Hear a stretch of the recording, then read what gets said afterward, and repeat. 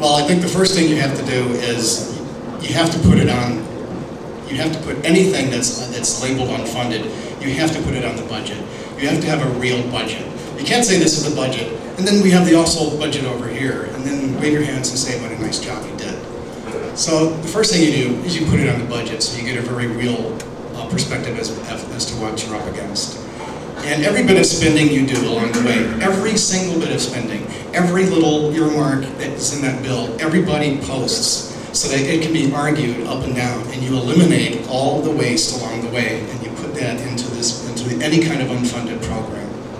And as for Social Security itself, I think you need to augment it with something, because Congress has been dipping its hand into it. The other thing you have to, that's the other thing you have to do. You have to keep Congress's hands off Social Security. It should be a separate fund. You don't use that as a miscellaneous free cash fund. I can't, having been an actor, I can't imagine myself being a senior citizen and one day having someone tell me, oops, there's nothing there. So you have to protect the fund. Only the Social Security Administration, I believe, should have their hands on that money. And it has to be augmented in some way because we've been dipping into it for so long. So one of the ideas that I had here, and I know tax is a bad word, so I tried to look at something just small, to add something small over the years, because we're going to reach a deficit by the year 2034. There's only going to be a 2-to-1 ratio from workers to people, from worker to people who are taking money.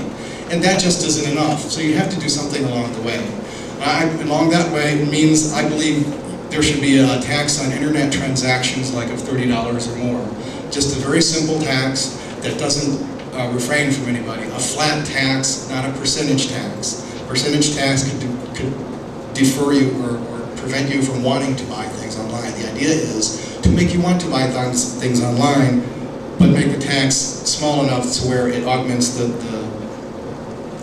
fund, but without keep deterring people from spending the money. There's a lot of other things. How much time? About 15 seconds. Okay. There's a lot of different ways to streamline. You streamline government. You cut the budget.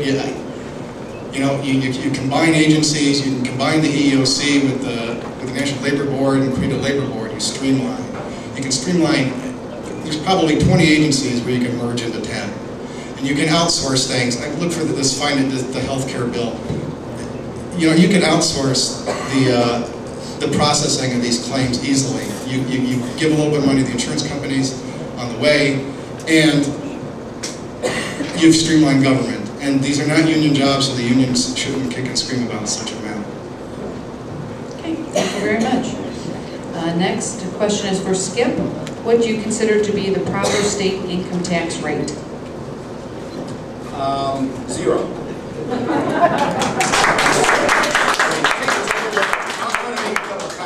One of these comments isn't related to that question, but I'm going to get back to that question in just a second. By the way, you guys are very fortunate. Everyone in this room is very fortunate. You cannot make a bad decision with anybody that's up here, okay?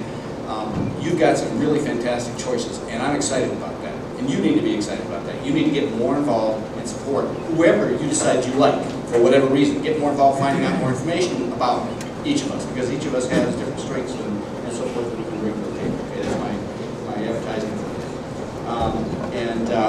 Let me make this comment real quick about the government's role in creating jobs.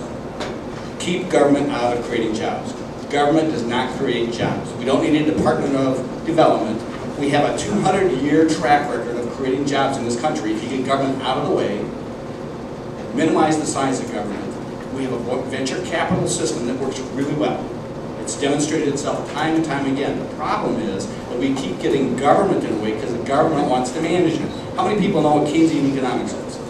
Okay, if you know what Keynesian economics is, that's all about manipulating the system. When you push a button over here, you get a bulge over here. The problem with the Keynesian economic system, which is a failed economic system, is that you can't control the unintended consequences. Get government out of the way, we will have tons and tons of jobs in Ohio coming back, because we have got a jewel in Ohio. Think about the train, where we are located. We're located within the northeastern district within the United States. The population that surrounds us is phenomenal. We've got waterways, we've got transportation systems, we've got a phenomenal workforce. We have everything going for us. with the exception of government. Look what Cleveland has done to business in downtown Cleveland. We have a great city if we can get the city government out of business's way. That's my answer.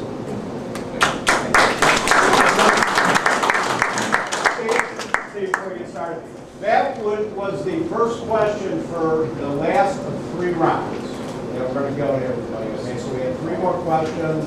Skip, we got 3 rounds left. You were the first question for the first of the last 3 rounds. Everybody with me on that?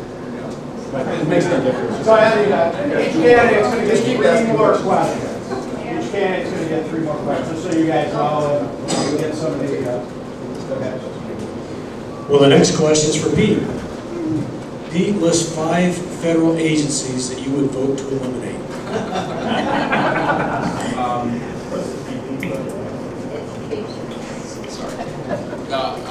Yeah, I want to understand.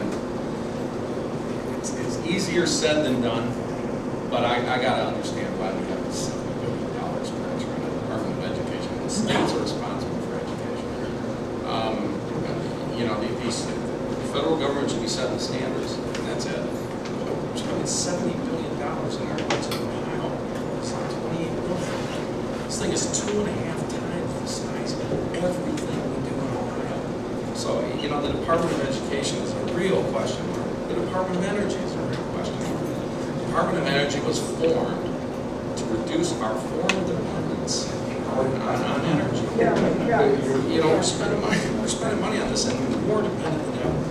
I mean, those are number 1 and number 2. People won't like this, but the Department of Defense is really in a real spending mode right now. I wouldn't, of course, eliminate the Department of Defense, but we're at $699 billion when George Bush took office, which is $305 billion. I want to say I think we can do better than that. I've been on the side of defense contractors, and they spend money in October so they don't run out of their budget. They want to keep their budget going over. I think there's waste there. I think there's waste in every single government agency. And so I'm home as the Department of Defense example. I'd like to just pick one. It's not 5. It's like 26. EPA. Now we're going to go into cap and trade. Yeah, thanks. Help me. Cap and trade, which makes no sense. We did something with acid rain that made sense in 1991. We had $17 billion worth of sulfur dioxide in the air. And we put monitors on smokestacks coming out of fossil fuel generating plants. And we capped them all. And we forced the electric plants to cap and trade all of their credits. And actually that worked. That was one government program that worked.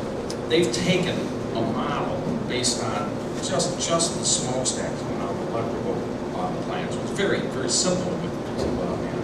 And they extended it to carbon dioxide, which comes out of all different kinds of sources. It's virtually impossible to measure all different kinds of carbon dioxide sources. And we cannot even measure, we cannot even hold other countries accountable for their carbon dioxide emissions. So we got an EPA that's really questionable. Congress itself, we spent $6.5 billion on Congress last year. What did Congress do last year? They passed a health care bill. A health care bill. I mean, listen, you know, Beverly, it used to be funny, but now they're hurting us. Now they're hurting us. And you know, we also used to get a kick out of it, but now they're hurting us. We need to do something about this. We spent, not only was the tragedy of the health care bill what it was, excuse me, but we spent $6.5 billion to get this one bill out. If you look at all the expenses we had in Congress. Sorry, I really only got to 4, but I'm out of time. Okay, thank you. The next question is for Mr. Franklin. Do you support health care savings accounts and purchasing health care insurance across state lines? I absolutely support purchasing health care across state lines. I think that's the easiest thing you do. You broaden the base, you lower the price, and you expand the number of people on it. You help sustain the private industry.